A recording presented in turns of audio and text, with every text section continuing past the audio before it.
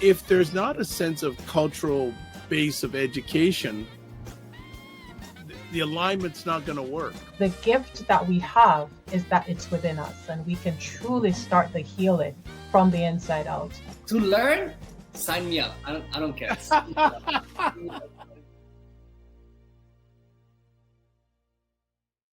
What is up, everybody? It's Dr. Vibe here, host and producer of the award-winning Dr. Vibe Show, the home of Epic Conversations, and I'm the host of Epic Conversations 2018 Innovation Award winner, 2020 Best Podcast News Award winner given out by the Canadian Ethnic Media Association.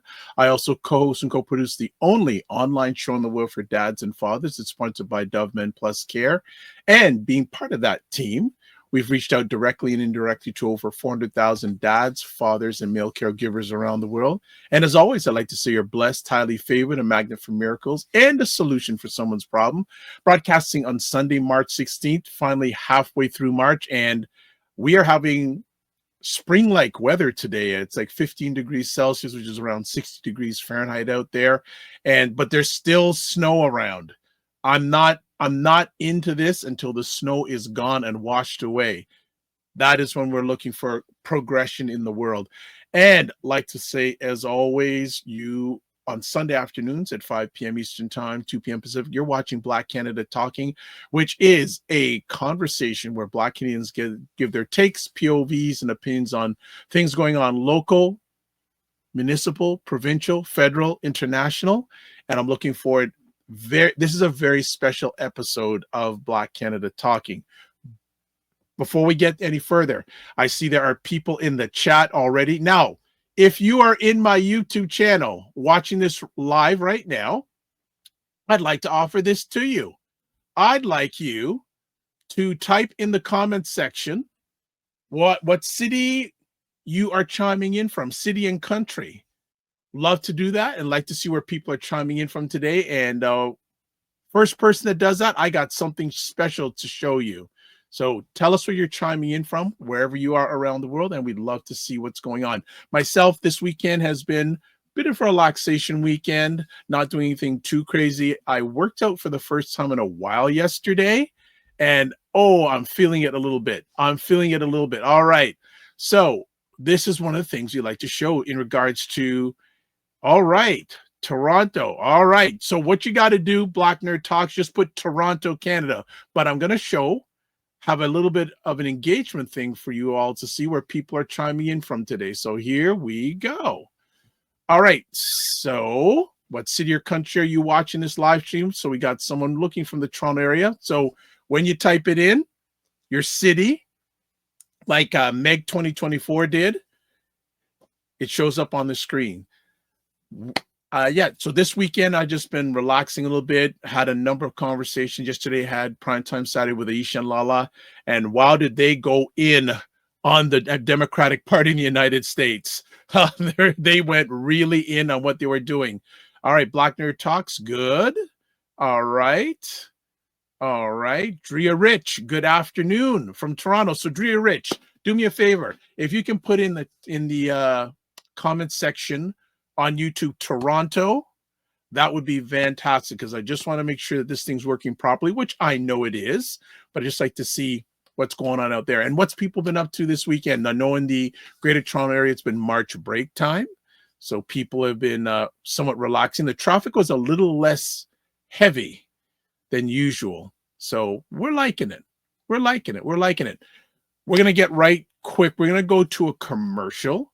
We don't have a lot of time with a very, very, very special guest today. Not going to tell you who she is till you come back, so stay around for the commercial. Black Men Can Talk, a show where Black Canadians come together to have real and filtered conversations about life, culture, and community. Brothers, what is up? A lot of kids just have no engagement whatsoever. They're literally just letting the days go by and they're not advancing what they need to know. We really don't give enough credit to how much impact our unhealed trauma has on the future generations. I realized what we were doing had a great impact within our community. There you go. So in a few hours, I'll be hosting Black Men Can Talk, where we talk about different subjects from a Black Canadian male point of view. 8 p.m. Sundays, 8 p.m. Eastern, 5 p.m. Pacific. And let's get some things out of the way before we get our special friend up to date. Subscribe to the Dr. Vibe Show on YouTube and hit the notification button. So subscribe and hit the notification. Subscribing is good.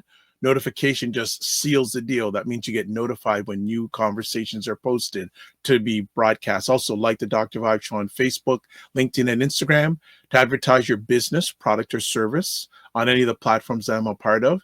Email me, dr.vibe at the dr.vibeshow.com. And also cannot forget Indie Soup TV, independent content creators platform based out of Fort Lauderdale, Florida. Dr. Tachi, who's been a longtime digital nomad with me for the number of years. Independent content creators platform, around 30 independent content creators and 25,000 YouTube subscribers in less than 10 months. And as I always say, believe it or not, only 4% of all YouTube channels in the world have over 10,000 subscribers. So that's quite a feat by Dr. Tachi. And a lot of the content that you see me doing is featured on that platform. All right, let's get to this. Special friend who I've known for a long time. And I was sitting back today and saying, wow, I don't know if I've interviewed this wonderful human being, lady, mother, in a long time. And my dad always told me when I was growing up that I don't care what you be in life, have manners and respect. And this is a lady who I put in that category, manners and respect. So before we do the introduction, a little background. Camille Dundas is the co-founder and editor-in-chief of the award-winning online magazine ByBlacks.com, Canada's number one black online magazine, not leading, number one. Done. Her professional background is in television news. She graduated from journalism program at Carleton University and spent a decade as a news producer in some of Canada's largest newsrooms, including CTV and CBC. She has led ByBlacks team to win four National Ethnic Media Awards and has been acknowledged by the former Prime Minister of Canada. Yes, former Prime Minister of Canada, Justin Trudeau, for her advocacy work, and also named among the top 100 Black Canadian accomplished women in 2022. I'm going to say she should be, you know what? I'm going to maybe push one day. She needs to get an Order of Canada. Yeah, Order of Canada. Right? Okay, well, let's bring up to the platform. She giggles. Hello, Camille Dundas. How are you? I am well, Dr. Vibe. Thank you so much for doing this. I appreciate you. Oh, 100%. I have so much respect for you. Thank you. And if you are not following this lady, don't come back to my channel unless you're following her. Period. For those people who don't know about ByBlacks, can you give us a little background on the ByBlacks.com journey? Wow. Yes. And my husband, Roger Dundas, Yes. a big fan of your show and has been on this show a couple times. Yes. We started ByBlacks back in 2013. So we've been around quite a long time. And we started with the mission of covering Black Canadian awesomeness because from our vantage point, we saw so many amazing Black Canadian business owners, artists, entrepreneurs who were doing amazing things, but were not getting media coverage. And so our mission has always been to fill that gap. We have, I would say, expanded over the years from doing features and spotlights on businesses and events and so on, to digging more into community issues like this one we're going to talk about today. Percent, and Camille's gonna share, but it's a 3-part. And I told her before I got on here, Camille, I know your time is limited. You don't know how many questions I want to ask, but maybe there'll be a part 2. And we're going to be talking about when Black boys go missing. And what I'm going to do is just show everyone what the articles look like, so they have a vision. I'm also going to put in the comments section on all the platforms the links where you can read these stories. So this is part 1, when Black boys go missing, part 1. So bear with me, family, because I got to do this manually. It's all right, but I want to make sure it gets just due. Here is part 2. And then finally, we have part 3 coming up. And as I'm showing part 3, Cam, what was the journey writing this? How did it start? Where did the idea come from? Yeah, it wasn't intended to be a series. It's manifested into that.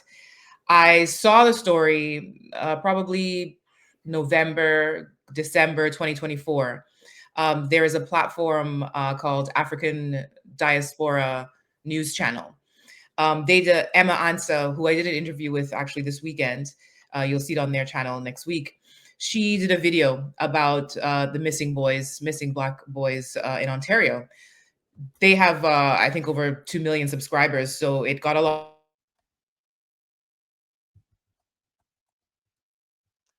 Okay, Camille is frozen for a second. Hopefully she will come back to us. A lot of attention. There And we go. sorry, No problem. I'm here. Sorry. Yeah, you're good. You're good now. After I saw that video, then I saw Shanna McCullough from Roots Reggae Hub, and she has a large following as well. And people kept sending it to me. And at first I thought, you know, we're a lean team here at ByBlacks. So I thought, I don't know if we have the resources to really cover this the way that it needs to be.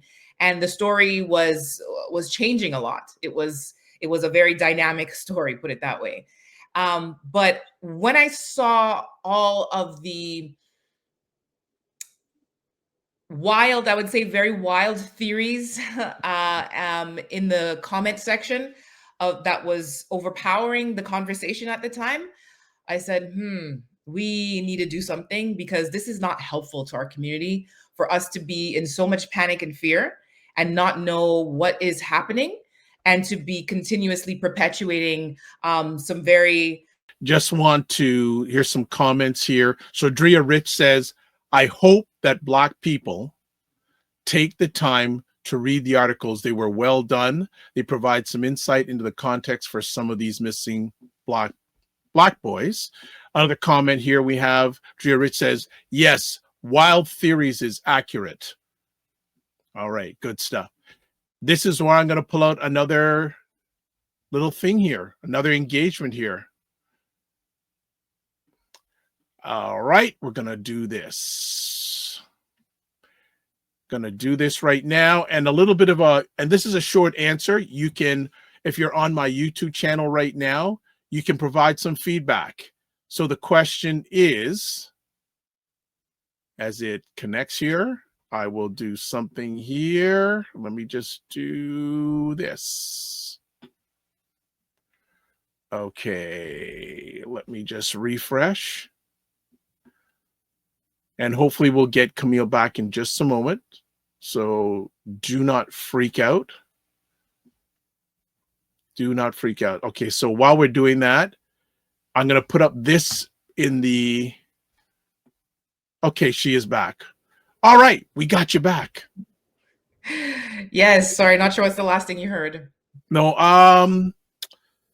that's a good question. Yeah, well, basically, you reached out to those 2 platforms and then you interviewed someone. I was just seeing so much misinformation in the comments, and I realized that if this wasn't addressed, it would just not be helpful to our community, because it's having that fear and panic just keep being perpetuated without real answers.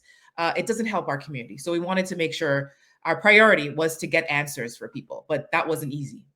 Yeah, I can imagine. All right, so if you're watching this live on the Dr. Vibe Show YouTube channel, we have another poll going on right now. Are you concerned about missing Black boys and girls? So answer, either put yes or no or not sure in the comment section, and in real time we'll see results. So given the Black youth make a disproportionate percentage of missing persons in Toronto, what further research or data did you uncover that helps contextualize the sheer scale of this problem above the 5 cases? Yes. So we focused for this series on these particular 5 boys who went missing around the same time. This was a story that generated a lot of conversation online if you were following the story, which went viral. But we found the staggering statistic that Black youth make up 70% of all youth in Toronto, 70%.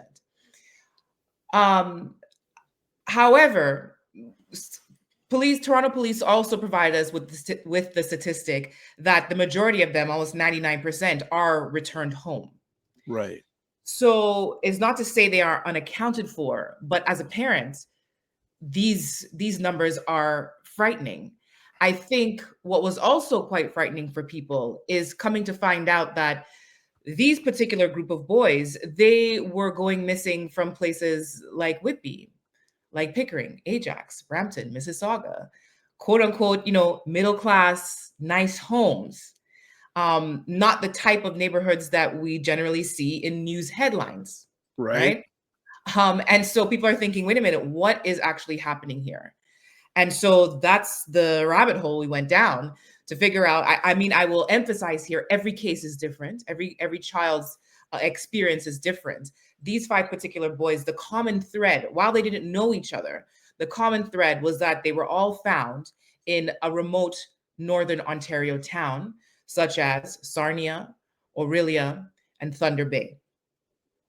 Wow.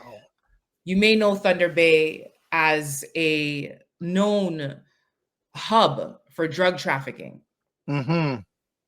So when we start putting 2 and 2 together, okay, they were found in these known areas for drug trafficking. They were returned home safely, not physically harmed. At least one of them we know is facing drug charges. We start trying to figure out, okay, we start painting a picture of what exactly is happening. Now, it's very easy to jump to conclusions. And I saw a lot of these conclusions in the comments online. Oh, these kids know what they're doing. Oh, their parents know what they're doing. Oh, these kids are just selling drugs. And what I really want to emphasize for people listening is that 2 things can be true at the same time. While these boys found themselves in a criminal situation, committing crime, yes, they are also victims of human trafficking. A 12-year-old, a 13-year-old, 14-year-old, 15-year-old, 16-year-old doesn't wake up one morning and decide to go and sell drugs in 15 hours away from where he lives. 100%. Someone had to convince him over time, manipulate him over time, and someone had to transport him from where he lives to that place. Someone had to house him, feed him, clothe him for that period of time. What we found, Dr. Vibe, is a very sophisticated network that is preying on these boys. So it begins from the psychological manipulation. One of the police officers we spoke to likened it to the same manipulation that a young girl would go through who is groomed into sex trafficking. He told us about a scenario they call the Romeo scenario. Just like with a young girl, an older man may see her at the mall or befriend her through another friend and say, oh, you're so beautiful. Oh, let's hang out. Or just over time, very slowly, or on social media, online. We'll connect with them on social media, right? And then starts love bombing them, giving them presents and attention. And then they'll say, oh, either one of 2 things. They'll say, oh, you know what? This is a great way for us to make money for our future together. Or, you know what? Look at everything I've done for you. Now you owe me. You need to do this for me. With a boy, it's similar, but slightly different context. It'll be maybe someone you know from high school, like an older person that you know who's graduated high school, but you know them when they were there, or someone you met on the basketball court, or someone you met online through a video game or through a different social media platform. And they'll come around looking very flashy, having all the markers of success that a boy wants to aspire to. And they'll take you and your friends out to McDonald's. They're like, hey, let's go hang out. They'll buy food for everybody. And then they'll put some cash in everybody's hands. Oh, wow, we're all having a good time. This is great, right? I'm getting free food. I'm getting money. I'm hanging out. I'm one of the guys. I'm getting validation. And then they say, hey, whenever you all want to make some money, just let me know. And they start you off with something seemingly harmless, like a Facebook scam, selling fake iPhones, getting you comfortable and making you feel like, oh, this is harmless. No one's really getting hurt. And I can make money. There are children wanting to make money because they feel they need to help their parents at home with the bills, even though their parents haven't expressly told them that. But they look around and they feel like, you know what, I can help in this situation. There are children whose family are newcomers to Canada, and they're also not fitting in. They're living below the poverty line, or just under, or just about, sorry. There are also children who want for nothing really at home, from what we can see, but they want all the things that typical teenage boys want. And again, they are being convinced that this is harmless. There's one mother I spoke to who actually messaged me after the article went out. We spoke on the phone for an hour, and her son was just 13 when he got involved in this, as soon as he entered high school. So keep in mind, this is a key pivotal time when the child enters high school. And he says to her, Mom, they told me I can make $50,000. And when I make $50,000, I'm going to invest it in real estate. Then I won't have to do this anymore. Don't worry, Mom, I know what I'm doing. And I'm thinking to myself, wow, these people are scamming our kids, like getting them in, like using a real deep psychological tactic and scamming them. Some of the scenarios I've heard sound like a pyramid scheme, right? Convince the kid that they can make all this money, and then suddenly they'll get out of this lifestyle as if it's so easy. Mind you, they know that they are using these young children because they are disposable. They can discard them because they are youth. And the sentencing, of course, is not as harsh for youth. So they put them out there in these trap houses to sell drugs for them, and until they get caught, which is within a few weeks, most of them get caught. And then they just find another one and they just replace them. One cop I spoke to said it's a revolving door. Wow. Just want to catch up. America Patton, good to see you from, I believe, California. Good to see you today. And also Black Nerd Talk says, I saw a lot of this in the UK Top Boy. Of the boys who are very vulnerable demographic to the roadmen in the TV show. We don't talk about the vulnerability of these boys enough. 100%. Geez, there's so many things. So Detective Constable Martin Douglas highlighted the societal blind spot regarding missing boys. In your reporting process, did you observe instances of this bias and how the disappearances were perceived or handled by the public or authorities? It was interesting because I found it surprising that the police sources I spoke to, they were very transparent with me about their own biases and societal bias against young boys. It's no stretch. It's no surprise that when we think of a victim of human trafficking, we think of girls. And we think of girls as inherently needing protection, and of boys as inherently the ones they need protection from. Not realizing that a 13-year-old boy and a 13-year-old girl, they both need protection. But we are very quick to criminalize that boy instead of looking at how he was lured and manipulated into this, because he's coming out of this situation with charges. Because yes, he did commit a crime, but that just overshadows everything. And that's why with this series, we're really trying to get behind that. We're trying to get behind the headline of, okay, oh my gosh, a 13, 14-year-old charged with drug trafficking. We see these on the ticker, right? Yeah. And we don't think what happened beyond that. What happened leading up to that? How does a 14-year-old find himself in that scenario?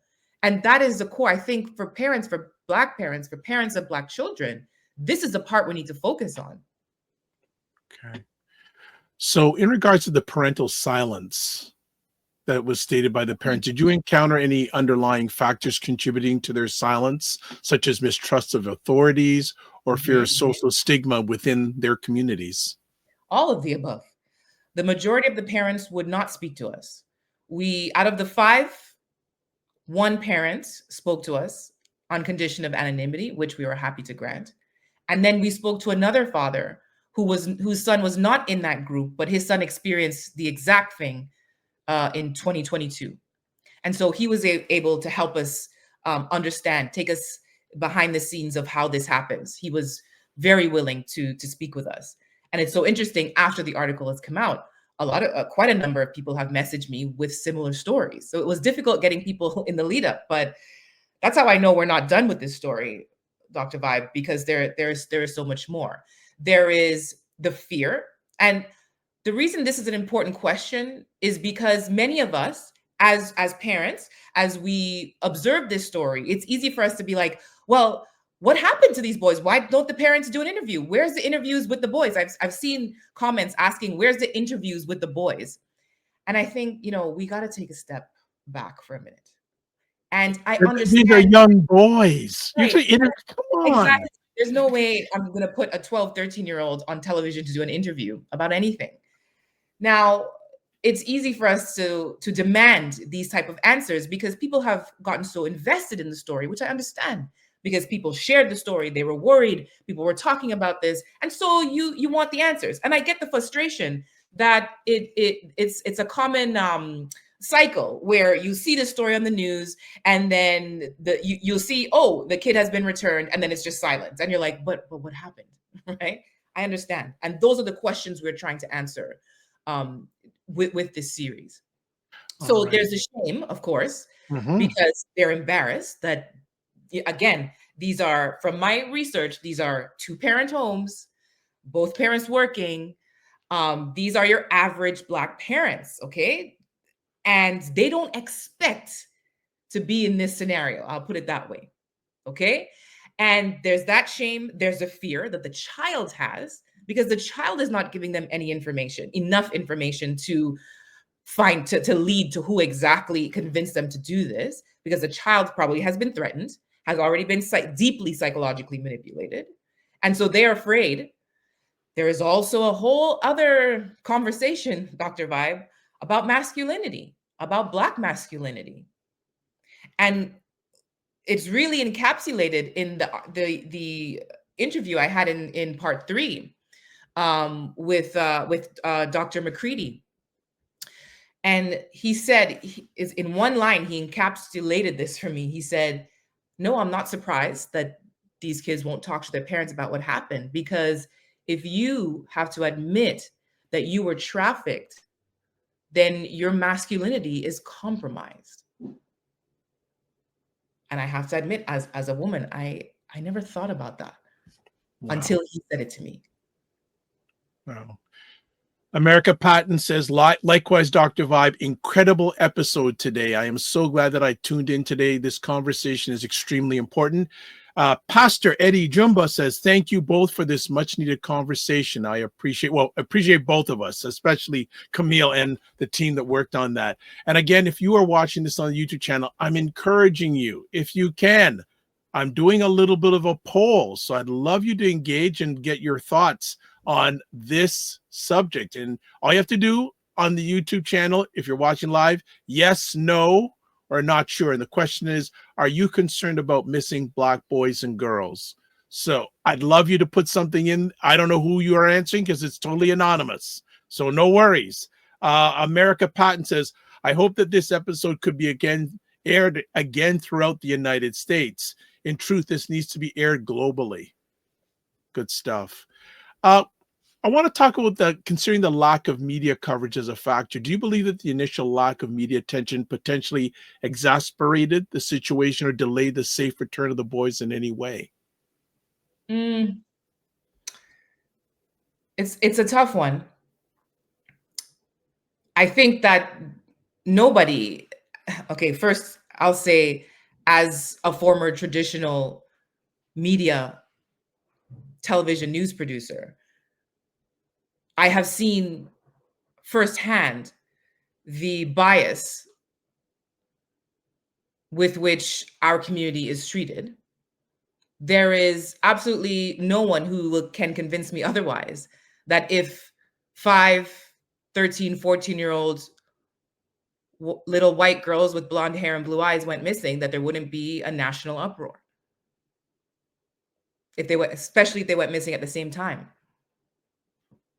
That's just a fact. But the question you've asked me, do I think it delayed their return? is difficult to answer, because this is such a very nuanced, delicate situation, in the sense that, and somebody raised this in one of the comments, and I sat back and really had to sit with it, saying that the uproar, right, really was aiding the police in finding your children in order to arrest them. Mm. And I really had to sit back and think, is he saying that our advocacy is sort of aiding the police in arresting these children? And then it made me think about the parents I spoke to who left their home to go and find their child first, because they knew if the police find them first, they would be arrested. Wow. So it's complicated, right? Yeah. The father I interviewed in part 2, his story is the stuff of movies.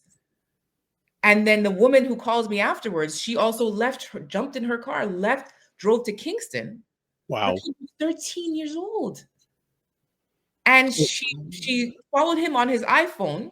Oh my goodness. When the traffickers realized she knew where he was, they made him ditch that phone, got him a different phone, but he signed into his iCloud on that phone. And so she tracked him again. They brought him to an Indigenous reserve in Kingston to hide him. Holy smokes. Because of course it's more of a closed community. Yes. Not anyone can just roll up into an Indigenous reserve, right? She gets there. And of course, the people come out and they're like, what are you doing here? Like, you don't belong in this, reserve, etc. And she said, I'm looking for my child. And her son came out. And she said, when she came out and looked at him, he looked like he hadn't showered in 2 weeks. Oh my goodness. He looked completely disheveled. He looked disoriented. And she convinced him to come with her only when she said, look, I told the police I'm coming here and they are on their way. So if you don't come with me, you will be arrested. And that is the only way she was able to convince him to come home with her. Wow. Some more comments. Meg 2024 says, I totally agree. This needs to be aired on different platforms. America Patton says, excuse me, in truth, this episode needs to be aired again globally. It will be. And he says he's tuning in from Kansas City, Kansas. Thank you so much. Joe Rich says, I was just going to say that police involvement is going to lead to their arrests if they are involved in criminal activity. They also say sometimes the youth will also keep quiet for fear of being arrested. Mm-hmm. And American Pat says, just sorry about the typo, Dr. Vibe, in my previous message, and thank you for making that correction. No problem. We're all family here. We're all good.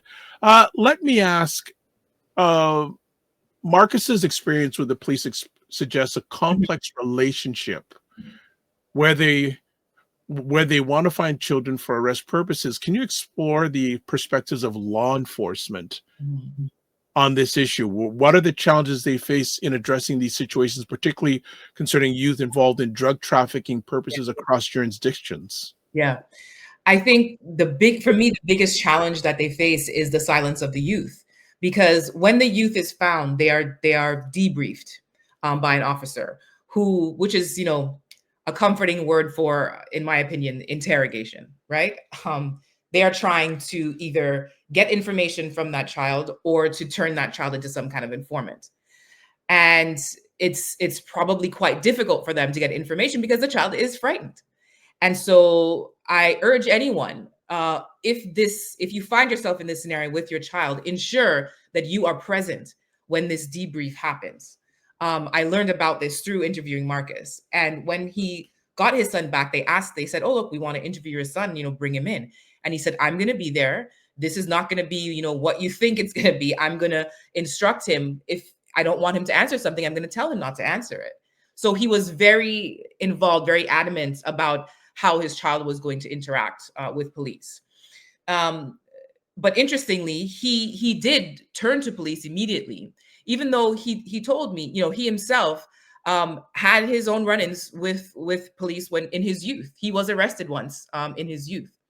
And so he had interacted with police and knew what his child was in for and didn't want to see his child go down the same path. Remember, this man drove 15 hours to find his son. And the police officer he worked with, I spoke to him and he said, this man in all my years of policing, is the only father, apart from one, that I have ever seen come to Thunder Bay to find their child. What does that tell you?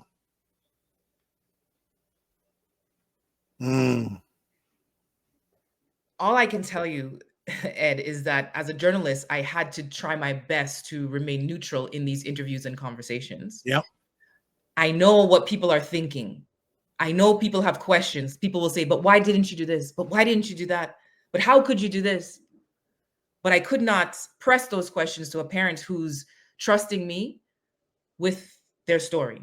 Yeah, 100%. My goal is to allow you, the reader, to, for a few moments, live vicariously through this parent, for a few moments to walk in their shoes and to learn what you can from them to avoid you and your family getting into this scenario. 100%. Before we go any further, and unfortunately, Cam is not going to be with us that much longer. Hopefully she'll come back. Maybe it won't be like 3, 4, 5 years before she comes back. Want to share with everybody all the information where you can get a hold of ByBlacks. Also in the comment sections, whether you're watching this live or on the replay, all the information is there. Comment here from Drea Rich. She says, I want to add something that may be unpopular. In my work with youth involved in the criminal system, sometimes they are lured by a sense of belonging and difficult family dynamics. Yeah, Drea, it's not unpopular at all. And section 3 of the series deals with this intimately. This is I'm glad you brought this up, because this is a key component that I want people to understand. And it's the reason we made it into a series, because we had one article and it was 3,000 words. And I said, listen, no one's going to sit and read all of this at once. and there's just too much to unpack here. So let's do it in 3 parts. Yes. I want you to picture a 13-year-old Black boy who has just entered high school. And as Dr. McCready pointed out, there are very narrow ways in which a Black boy finds value.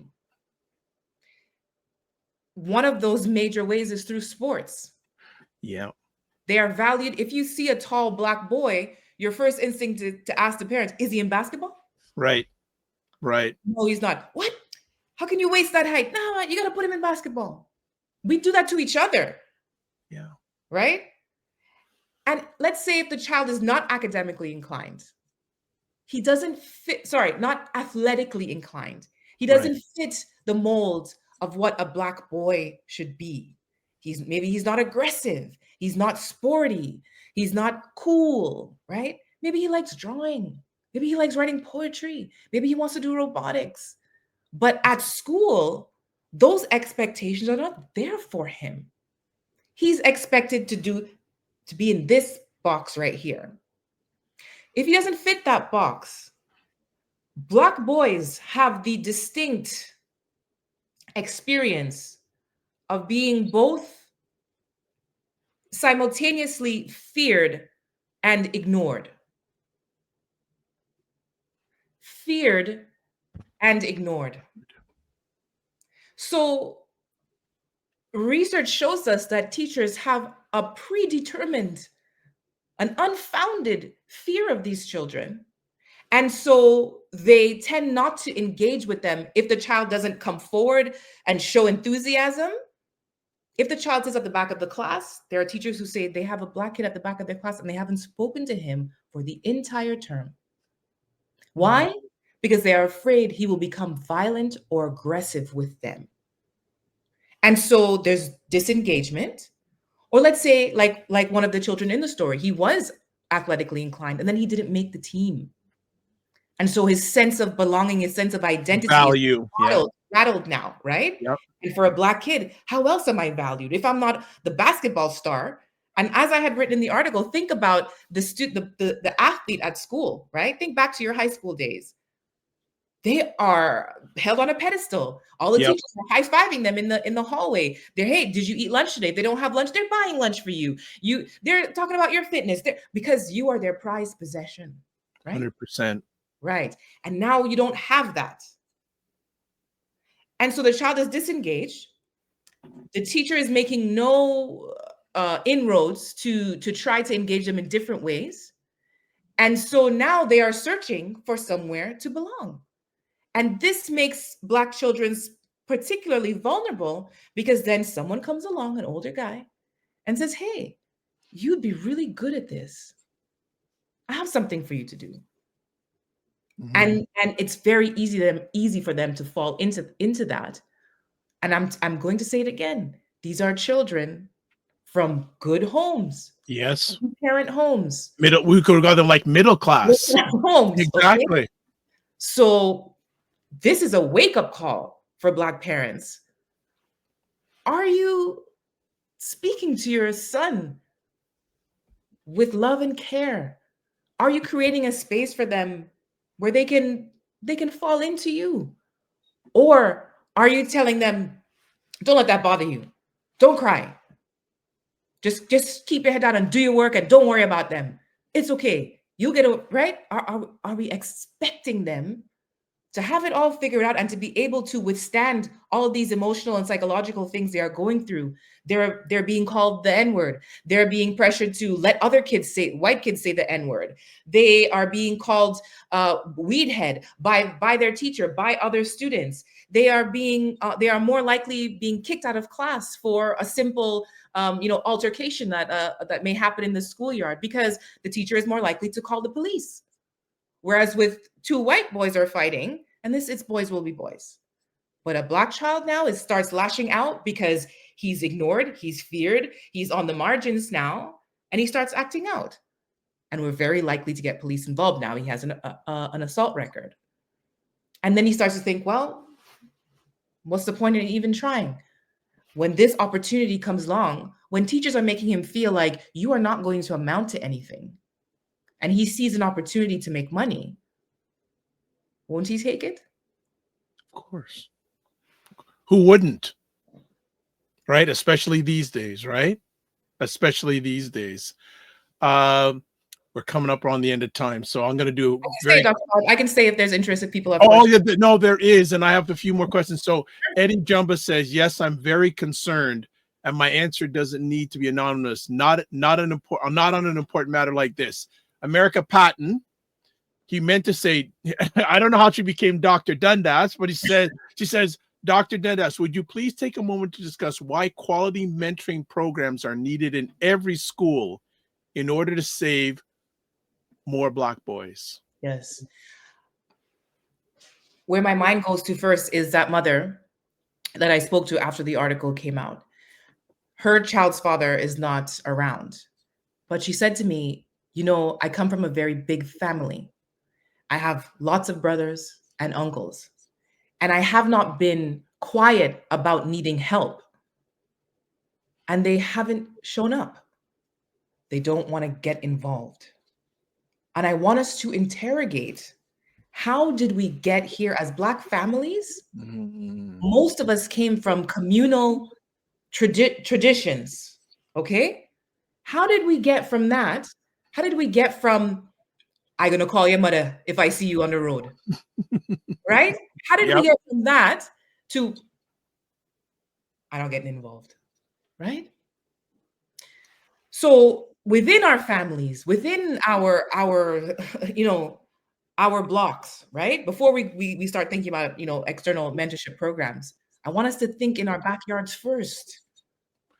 I want to interrupt you on that because there's something I want to ask you that you and Tennille discussed the need to create a village for Black youth in Canada. What are some of the key differences between what you were just talking about, the traditional village concept, and the kind of support network that needs to be intentionally built here? What are some of the practical steps individuals, families, and communities can take to actively create this village? Yeah.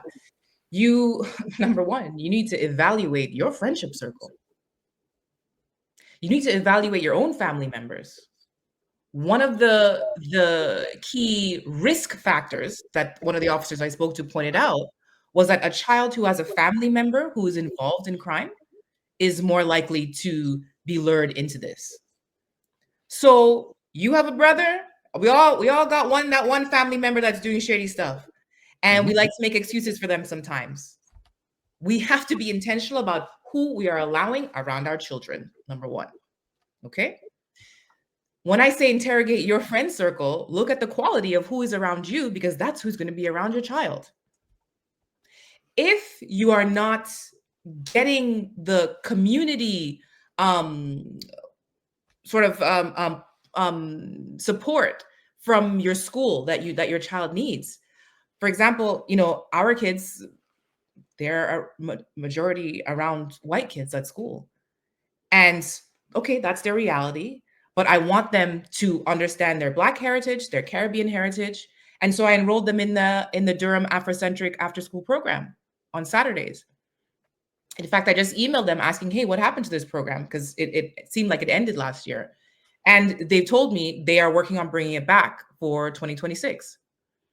So it's important to enroll your kids in any of these types of enrichment programs that allow them to be fed on their own culture and community. More importantly, though, we have to show up at schools. I remember when our son entered kindergarten, and my husband laughed at me because at first he didn't understand why I was doing this. We were going to the what's it called? The orientation, right? And I put on a full face of makeup and like my work clothes, okay? And he goes, what are you doing? What are you doing? It's just an orientation. I'm like, you stay there. I had to explain to him why I can't, like Jenny, Sarah, whoever, I can't show up in a scrunchie in my hair and jogging pants. I can't do it because I have to visually indicate to them that this child comes from a good home with parents who are involved, with parents who will push back against unfair treatment, so that he doesn't enter school with a stereotype. These are the type of things Black parents have to do. Mm-hmm. We had the first couple of years of his school life, I volunteered on everything. I was on the parent-teacher school committee. I was on the lunch committee, handing out lunch to the kids. I was everything. I was showing up as much as I could because I needed them to see where this child came from. White parents don't have to worry about that. They probably don't think about that. They send their kid to school, they're done with it. They hope for the best. But I am preparing for the inevitable that my child at some point will be treated unfairly because he's Black. Yeah. 100%. I have to prepare him and I have to prepare us to soften the blow as much as I can. 100%. Frequency Event Promotion says, greetings and salutations. Good to have you here, Frequency Event Promotions. And also says, hi, Dr. Vibe and Camille Dundas. I'm going to try another audio engagement thing. If you are watching on our YouTube channel, people are responding. This is what I wanted. Thank you. Asking, short answers. What do you think can be done in regards to missing Black boys and girls? Oh, look at this. Oh, the answers are coming in. I love it. I love it. And says, Camille is speaking truth. Black parents, caregivers need to be present in the educational experiences of their children. It shows Black children and youth that they matter. I love that last part, that they matter. Love that. Love that. Also want to ask, Constable Martin Douglas describes specific ways older men manipulate Black youth. Are there other common or emerging tactics that parents and educators should be aware of? Yeah. Like what type of proactive education can help young people identify these things? One thing he told me that I hadn't heard about was, he said what they're seeing as of late is these guys will come into the community with something called Roman candles. I didn't even know what that was. I had to go and Google it. What? A Roman candle is a type of firework. And they come with a box of these fireworks and they give them out to the kids in the neighborhood. And they say, hey, go have fun, make teams and do a little war. So the kids are shooting each other with the fireworks. And their goal isn't to just let the kids have fun. They sit back and look out for the kid who has the tenacity to go up to his friend in close quarters and shoot his friend. with the firework. And they target that child because they say, oh, okay, that child's, has some guts, basically, is what they're looking for. A child who will take a bit of a risk and who they think may be able to cross the line to commit some type of violence. Wow. That one, I had never heard of that before. Wow. I also had not heard about the traffickers buying out a whole ice cream truck, and the ice cream truck rolls into the neighborhood. No, don't even. No, you're playing me. Yeah, and so the guy is giving out free ice cream to all the kids, and it's a show of look what you can aspire to. Look at me, like I can afford to do this for everybody. Look at what I'm wearing, right? It's that they're not saying this, but they're showing this, right? Showing the kid that, hey, you can take your mom out for dinner. You can buy your mom new shoes. You can buy your mom that dress. Like, look at all the things that you'll be able to do. You're your own little CEO. And so these are the kind of sort of indirect ways of manipulation. I wish we were able to know more from the children. But of course, they're so guarded. What the little we found out from the mother who spoke to us, she said that the child told her they didn't physically restrain him from leaving, but they convinced him to stay. I wish we knew the details of how they convinced him. All she knows is that her child is not the same child. He is angry all of the time. He is he's no longer he's very inward now, right? Doesn't speak much. And I don't want to jump to conclusions, but those are telltale signs for me of experiencing some type of trauma. As I said, think about this. Someone has driven them 15 hours. They are staying in a woman's apartment who they don't know. We have no idea who's coming in and out of those apartments. These kids are sleeping there. Jeez. Someone else is bringing them clothes. Someone else is bringing them food. I want you to think of all the interaction points where there's an opportunity for them to be abused in some way. We truly have no idea what really has happened to those children. And I shudder to think, especially when that mother tells me how she's seen her child come out of that trailer and he looked completely disoriented and disheveled. He hadn't showered. I shudder to think what has really happened to them out there. Wow.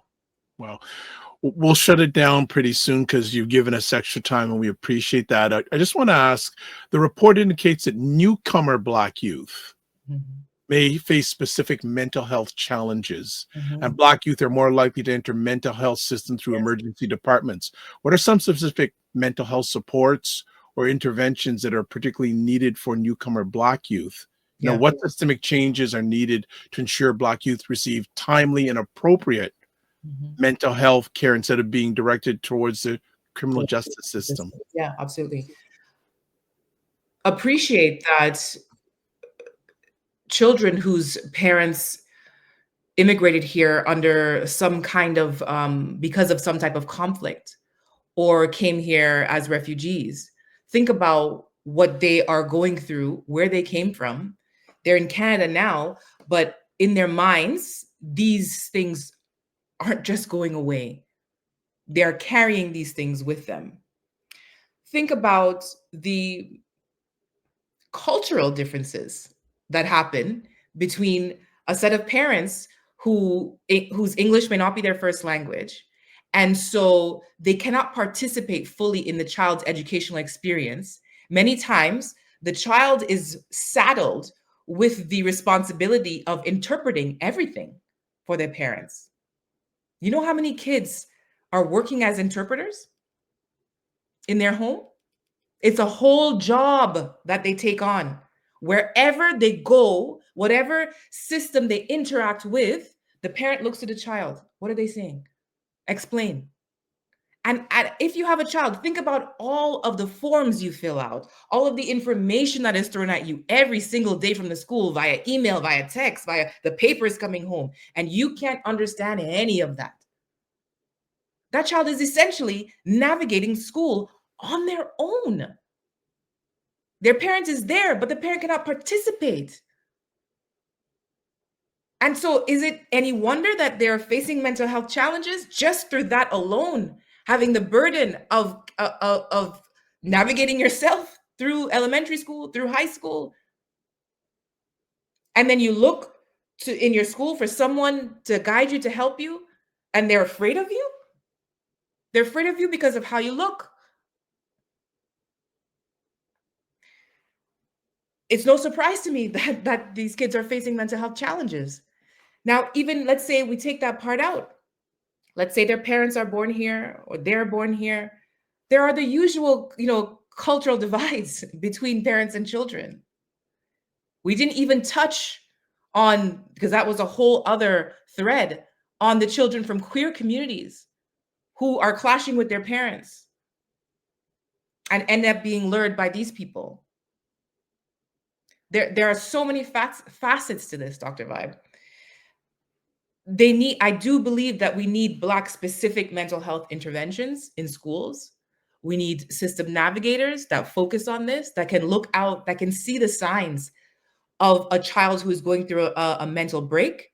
The anger that they're displaying is just perceived as criminality by most teachers, but a Black professional should be able to identify these factors as indicators that a child is on their way to having a mental break and intervene beforehand.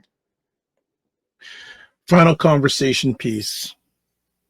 We as journalists, we're taught not to get emotionally involved in what we cover. And you're a wonderful mother with two wonderful teenage Black children who could be in this situation.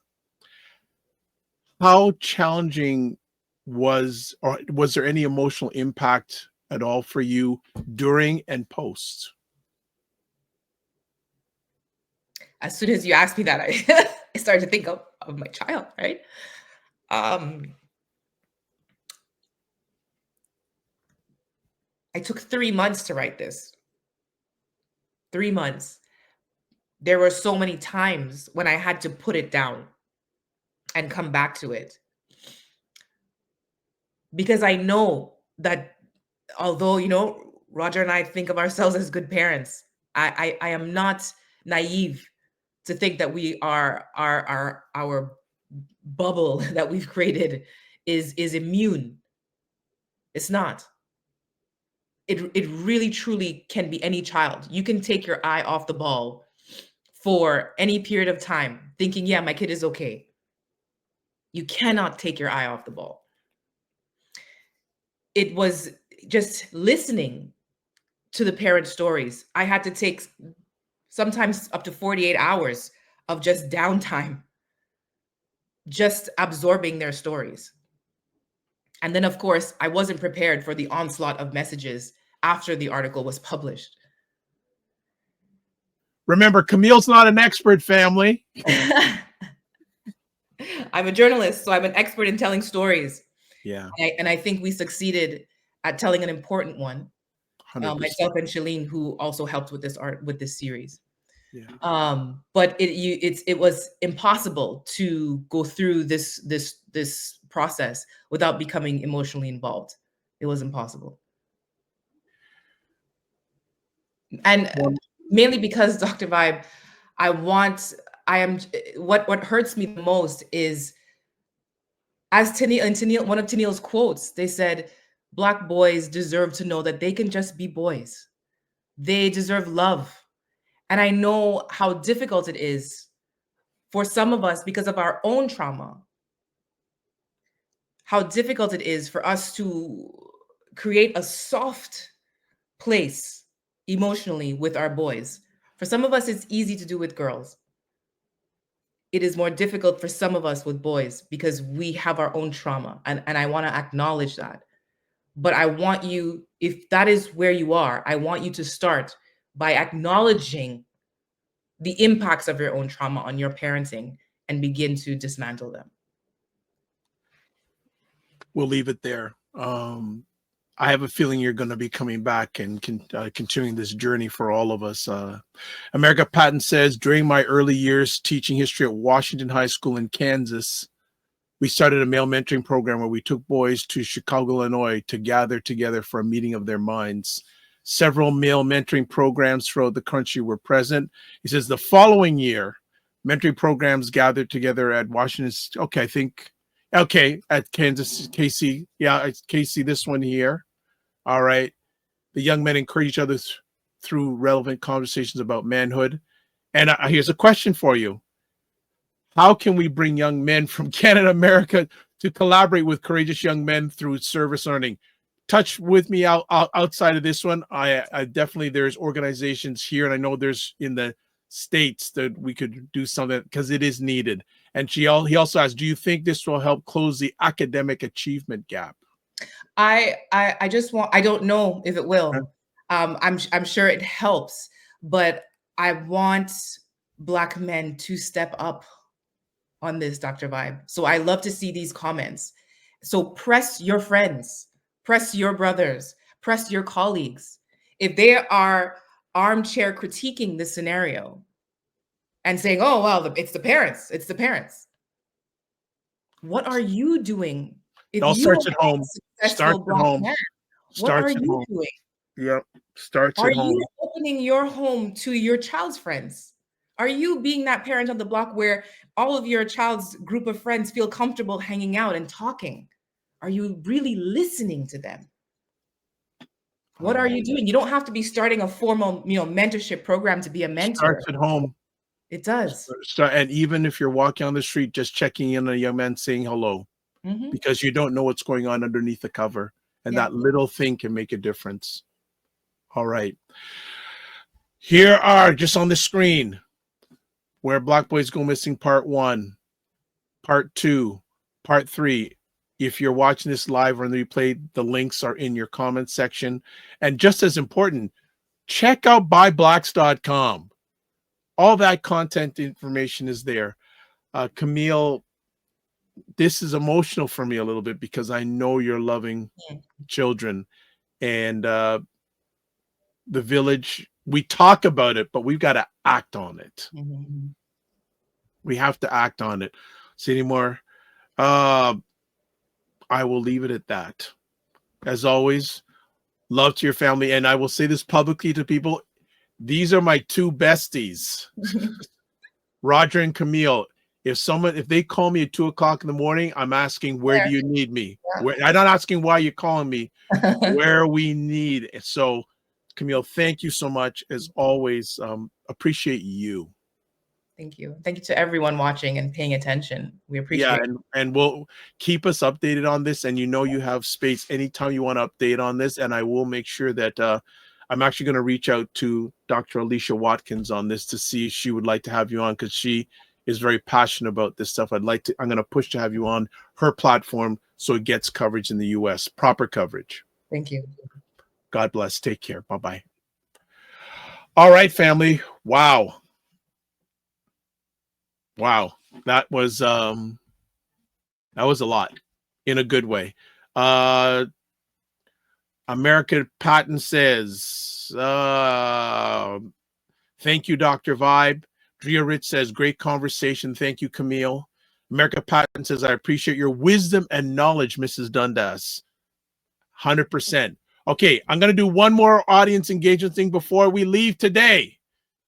So if you are watching this on YouTube, if you say did you enjoy today's conversation? Yes, no, not sure. So I have to do on YouTube, if you're watching this live right now, yes, enter. No, enter. Not sure, enter. All right, there we go. There we go. People are voting now in real time. 100%. Love it. Okay. So a few last things before we call it a day. Subscribe to the Dr. Vibe Show on YouTube and hit the notification button. Please follow the Dr. Vibe Show on Facebook, YouTube, and Facebook, LinkedIn, and Instagram to show your business, product, or service, or advertise your business, product, or service on any of the platforms that we are on. Share. Contact me, dr.vibe at the dr.vibeshow.com. And also, you can watch replays of this epic conversation called Black Canada Talking on the Dr. Vibe Show, YouTube, Facebook, and LinkedIn, and also the Dr. Vibe Show on the dr.vibeshow.com. All right, so everyone's saying yes, saying they enjoyed this conversation today. I love that. Thank you so much. And you will be getting to see more and more of this on the Dr. Vibe Show. We're increasing the audience engagement. American Patton says this conversation was golden. Thank you. Well, American, share it out with your people. Share it out. Tell them about the Dr. Vibe Show and the epic conversations, because yes, we are based in Canada, but our conversations are evergreen for Black people and those who love them globally. All right. How we end off. Live your life as a dream. If you can dream it, you can make it. Sometimes you have to get smaller to get stronger. Block assumptions. Aim bigger, aim better, aim higher, aim wider. Love, faith, and respect. Don't just manage your time, manage your energy. Remember to give yourself grace. And if you're not making money, make history. Try to do both. And as always, make it better. God bless. Peace be well. Keep the faith and walk good.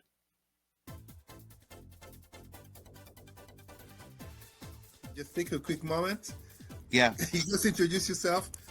Let Dr. Vibe welcome you into the show. As I told you, Dr. Vibe. No. I welcome. I'm really good to have you here. I didn't want to. You were on a roll. I didn't want to interrupt. You were on a roll, but in an award created by whites, dominated by whites, run by whites, and you're a billionaire, bro.